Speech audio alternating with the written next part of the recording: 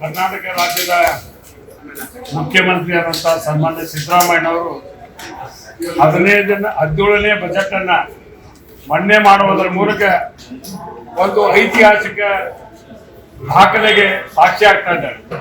ಅದಕ್ಕೆ ನಮ್ಗೆ ಎಲ್ಲರಿಗೂ ನಿರೀಕ್ಷೆ ಇದೆ.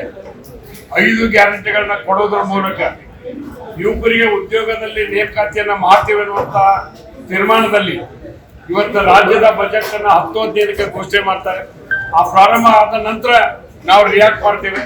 ಒಂದು ಒಳ್ಳೆ ಬಜೆಟ್ ಅನ್ನು ಕೊಡ್ತಾರಂತ ನಮಗೆಲ್ಲರಿಗೂ ನಿರೀಕ್ಷೆ ಇದೆ.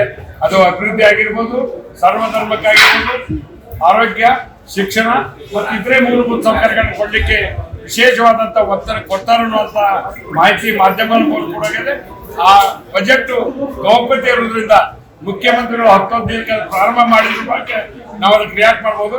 ನನಗೊಂದು ಆಶಯ ಮಾಡಿದೆ, ಮುಖ್ಯಮಂತ್ರಿ ಸಿದ್ದರಾಮಯ್ಯನವರು ಒಳ್ಳೆ ಬಜೆಟ್ ಅನ್ನ ಇವತ್ತು ಕೊಡ್ತಾರೆ ಅನ್ನುವಂಥ ವಿಶ್ವಾಸ ನನಗೆ.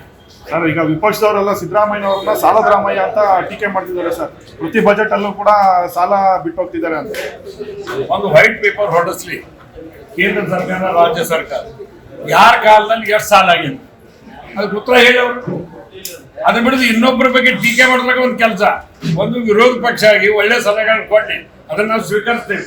ಅದು ಬಿಟ್ಕೊಟ್ಟು ಸಾಲದ ರಾಮಯ್ಯ, ಈ ರಾಮಯ್ಯ, ಮತ್ತೆ ನೀವೇನ್ ಮಾಡಿದ್ರಿ? ಇವತ್ತು ಕೇಂದ್ರ ಸರ್ಕಾರದಿಂದ ದುಡ್ಡು ಯಾಕೆ ಕೊಡ್ತಾ ಇಲ್ಲ? ಹಿಂಗೆ 100 ಕೇಳ್ಬೋದು.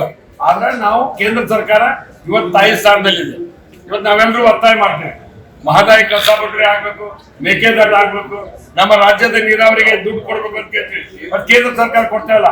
ಮತ್ತೆ ನಮ್ಮ 28 ಜನ ಸಂಸದರು ಏನ್ ಮಾಡ್ತಾರೆ? ಅದಕ್ಕೆ ಉತ್ತರ ಹೇಳ್ಬೇಕಲ್ಲ. ಒಂದು ವಿರೋಧ ಪಕ್ಷವಾಗಿ ಕೇಂದ್ರದಲ್ಲಿ ಆಡಳಿತ ನಿಂತುಕೊಂಡು ಅವರು ಕೇಂದ್ರ ಸರ್ಕಾರಕ್ಕೆ ಏನು ಒತ್ತಾಯ ಮಾಡೋದಿಲ್ಲ, ಬರೇ ರಾಜ್ಯ ಸರ್ಕಾರಕ್ಕೆ ಬ್ಯಾಟಿಂಗ್ ಮಾಡಕ್ ಬರ್ತಾರೆ. ನಿಮ್ ಬ್ಯಾಟಿಂಗ್ ಅನ್ನು ಎದುರಿಸುವಂತ ಶಕ್ತಿ ಮುಖ್ಯಮಂತ್ರಿ ಸಿದ್ದರಾಮಯ್ಯನವರಿಗೆ, ಉಪಮುಖ್ಯಮಂತ್ರಿ ಡಿ ಕೆ ಶಿವಕುಮಾರ್ ಸಾಹೇಬ್ಗೆ ಐತಿ. ನಾವು ಸಮರ್ಥವಾಗಿ ಸರ್ಕಾರ ಕೊಡ್ತೀವಿ, ಒಳ್ಳೆ ಬಜೆಟ್ ಅನ್ನ ಕೊಡ್ತೀವಿ.